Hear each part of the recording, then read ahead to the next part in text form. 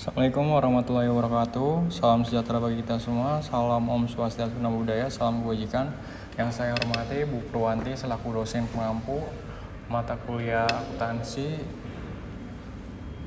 Dan di sini saya akan membahas perkenalkan dulu, nama saya Muhammad Ibnu Akil dari kelas MA 24C12 dengan NIM 1124111141. Hari ini akan saya akan membahas materi yang sangat penting dalam akuntansi biaya, yaitu absorpsi atau absorption costing.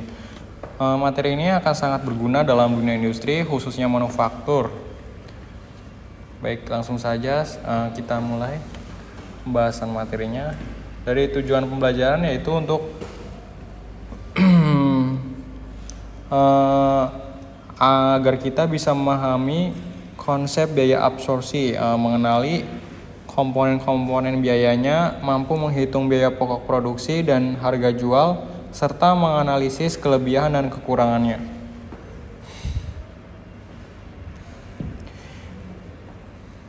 Biaya absorpsi adalah metode penentuan harga pokok produksi di mana semua biaya produksi, baik tetap maupun variabel, diserap ke dalam produk.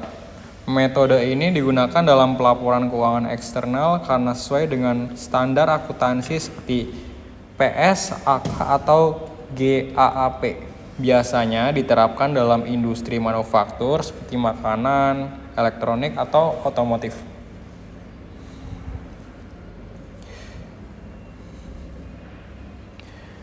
Biaya absorpsi adalah metode perhitungan yang memasukkan seluruh biaya produksi ke dalam produk, termasuk bahan baku langsung, tenaga kerja langsung, overhead tetap, dan overhead variable.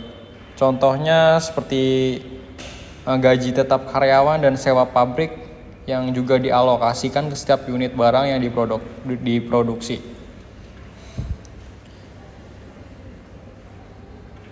Komponen biayanya. Komponen biaya produksi.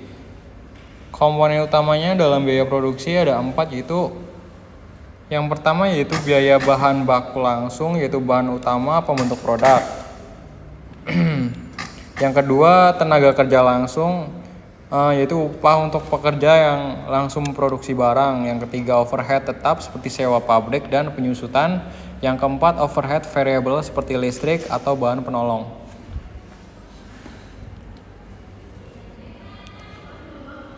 Nah, ini rumus umum biaya pokok produksi.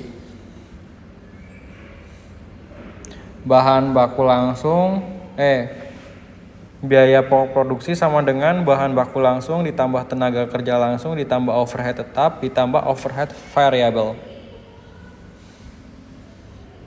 Nah, ini contoh perhitungannya, yaitu contohnya jika bahan baku per unitnya itu Rp50.000, tenaga kerja Rp30.000, overhead tetap Rp15.000 dan overhead variable Rp5.000, maka total biaya pokok produksi per unitnya adalah Rp100.000. Penetapan harga jual. Untuk menentukan harga jual, kita tambahkan margin laba. Contohnya jika kita ingin laba 20% nih,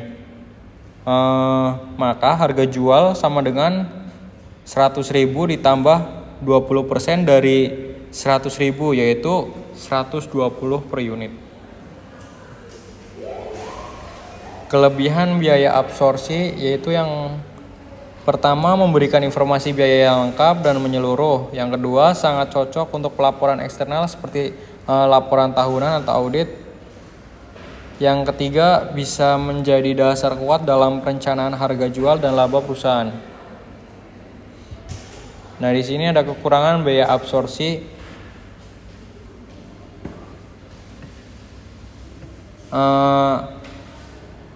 Ada juga kekurangannya, yaitu pertama tidak cocok untuk analisis biaya jangka pendek. Yang kedua, laba bisa terdistorsi jika volume produksi berubah drastis. Yang ketiga, kurang ideal untuk pengambilan keputusan harian yang cepat. Nah, di sini ada perbandingan dengan variable costing. Dibandingkan dengan variable costing, biaya tetap dalam biaya absorpsi dihitung ke dalam produk, sedangkan tidak dalam variable costing. Biaya absorpsi cocok untuk laporan keuangan, sedangkan variable costing cocok untuk analisis internal. Untuk keputusan jangka pendek, variable costing seringkali lebih akurat. Ini ada contoh studi kasus PT Teknologi Jaya yang memproduksi 5.000 unit.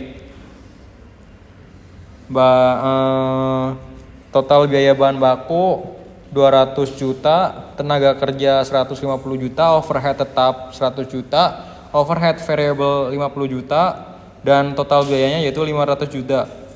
Jadi biaya per unitnya yaitu 100.000. Kalau margin labanya 25%, maka harga jual per unitnya yaitu 125. Nah, ini aplikasi di dunia nyata, yaitu kayak penerapannya gitu. Biaya absorpsi banyak digunakan di dunia nyata oleh perusahaan seperti Indofood, Astra, dan Unilever. Metode ini penting dalam industri otomotif makanan, farmasi, dan elektronik. Selain itu juga wajib digunakan dalam laporan pajak dan audit eksternal.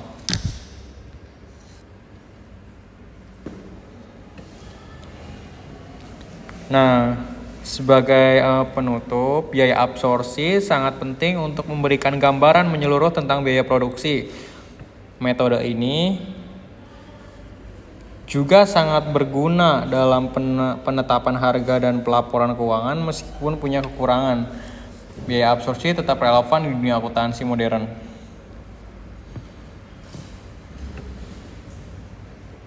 Mungkin segitu aja pembahasan materi dari saya, Muhammad Ibnu Akil, dengan NIM 1124 11141.